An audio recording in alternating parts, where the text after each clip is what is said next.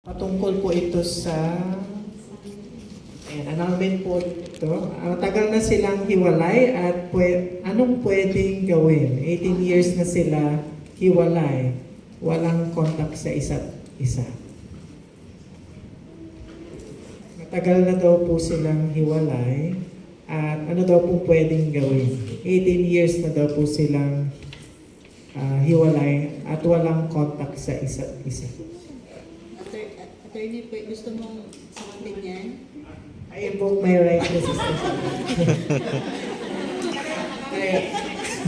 Pero sige, so, common misconception ito ng mga matagal nang hiwalay sa mga asawa nila. Alam natin, kapag sabi sa gilid-gilid, na kapag matagal na kayong may 10 taon, may 7, may ganun pa 7 years, 10 years, 20 years, hanggang ganun.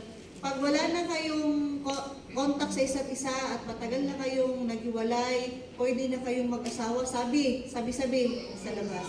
Pero mali yun. Kahit 30 years na kayong naghiwalay, kailangan pa rin ng declaration of nullity of marriage. Ipa-declare pa rin natin doon sa korte, meron talagang decree na nagsasabi na nagpapawalang visa doon sa kasal ninyo. Kung wala yun, kahit na forever kayong maghiwalay, mag-asawa pa din kayo. So, ang kailangan niyong gawin, pumunta kayo sa, mag-file kayo ng petition, complaint, para mapawalang visa yung kasal ninyo. Or, paano ba, ang tanong ko rin, gusto ko rin tanong kasi wala na daw, hindi na sila nakita, baka naman namatay na.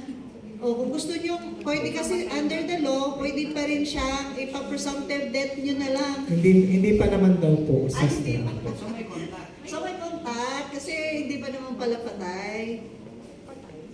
Hindi ba patay? Baka naman, kasi kapag gano'n, pwede naman kung, kunyari, nagkaroon ng bagyo na wala siya kung saan-saan banda, o pwede nyo na namatay na siya. O pwede na kayong, for purposes of remarriage lang. Gusto niya mag-asawa ulit. Pero kung lumabas siya ulit, siya pa rin yun. Mag-execute siya ng affidavit. Sige sir, kasal po ulit. And we recognize. Nullity po lagi. Hello po. Kamusta po kayo? Pasensya na. Ako po in-invite po ako ni Sister Rice. Pagkala po si prosecutor pa po. Magandang hapon po sa inyo lahat. Ako po ay masaya